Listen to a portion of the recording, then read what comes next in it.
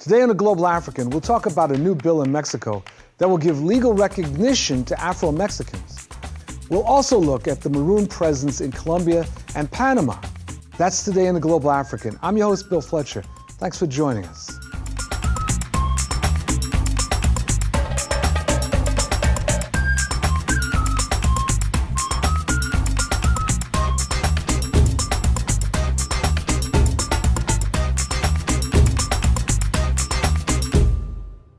The Global African, and I personally am very proud to announce that we will be starting a series called The Maroon Connection. The series will look at the Maroon presence in and around Latin America.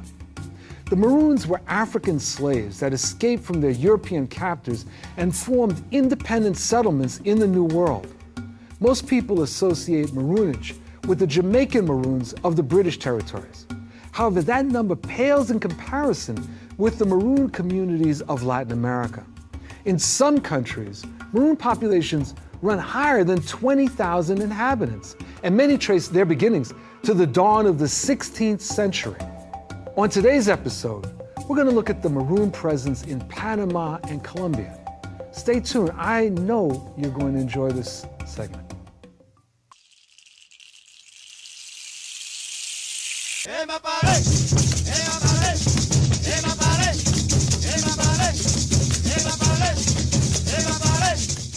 The segment we're going to explore this time, I'm not supposed to say this perhaps, but I'm really excited about this.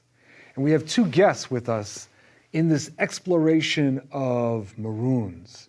We have Dr. Sheila Walker, who, as they say, is a relentless globetrotter, a cultural anthropologist whose research, writings, and visual productions focus on the African diaspora, the presence and contributions of people and culture of African descent to the global civilization.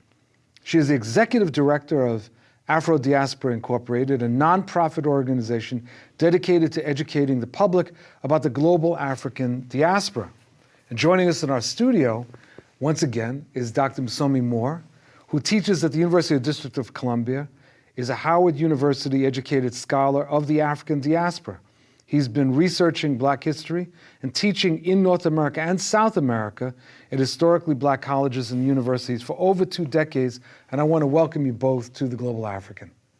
Thank you very much. Good, good. So, the Maroons. Now, to the extent that many people, at least in the United States, have ever heard that term and know about it, there's an association with Jamaica. Maybe people know something or have heard something in connection with Central America. But you, the two of you, actually argue that it is much broader. Give us some background, Dr. Moore. Okay, the term maroon actually comes from the Spanish cimarrón. And cimarrón was a term that was used for livestock who ran away in the Dominican Republic, of all places. The first time you hear that used in the Americas is to refer to cattle. Very soon after that, 1501, 1502, that term gets used to, it gets applied to Africans who run away, okay?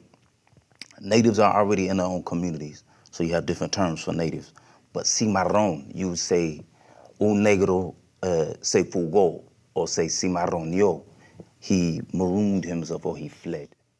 And so collectively, cimarronaje or maroonage, as it's termed, gets incorporated into the French, the Spanish, and the English lexicon. And maroon, as we know that term, comes directly out of the Spanish language, and it means runaway.